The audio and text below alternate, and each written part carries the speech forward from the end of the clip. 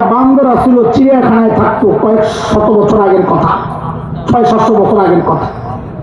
কোন জায়গায় থাকতো? ওই বান্দর 200-300 বছর পর হঠাৎ লক্ষ্য করলো তার পিছন দিয়ে লেজটা নাই, কি নাই? আরো কয়েকশো বছর পর লক্ষ্য করলো তার মেরুদণ্ড সোজা হয়ে যাচ্ছে। আরো কয়েকশো বছর পর লক্ষ্য করলো শুধু মোজগুলা আছে, বাকি সব পশম ঝরে গেছে। এখন সে আশেপাশে তাকায় দেখে, আরে আমারও তো মানুষের মতন দেখা যায়। তো ও খাঁচার সামনে যায়, একদিন এক চরম হুঙ্কার ছাড়ছে। কি বলে? I am Jafar Iqbal. কি বলেছে? আরে কথা বলেন না আপনারা, কি বলেছে?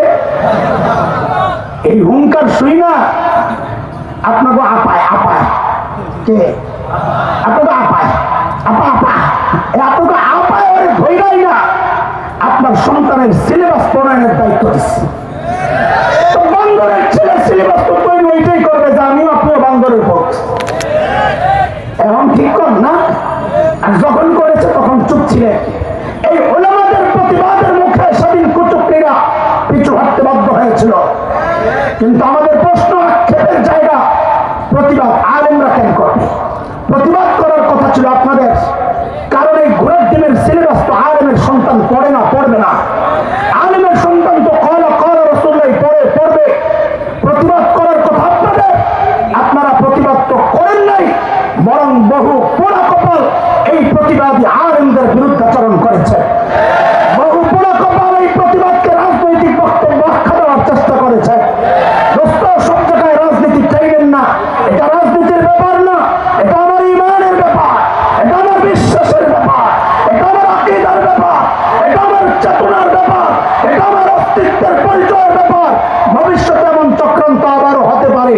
যদি হয়, আলেম থেকে বিচ্ছিন্ন না হয়ে আলেমের হাতে হাত রেখে কাঁধে কাঁধ মিলিয়ে মুষ্টিবদ্ধ হাত উঠে একসাথে উচ্চারণ করতে হবে, বাংলাদেশে নাস্তিকতার চর্চা করতে দেওয়া হবে না।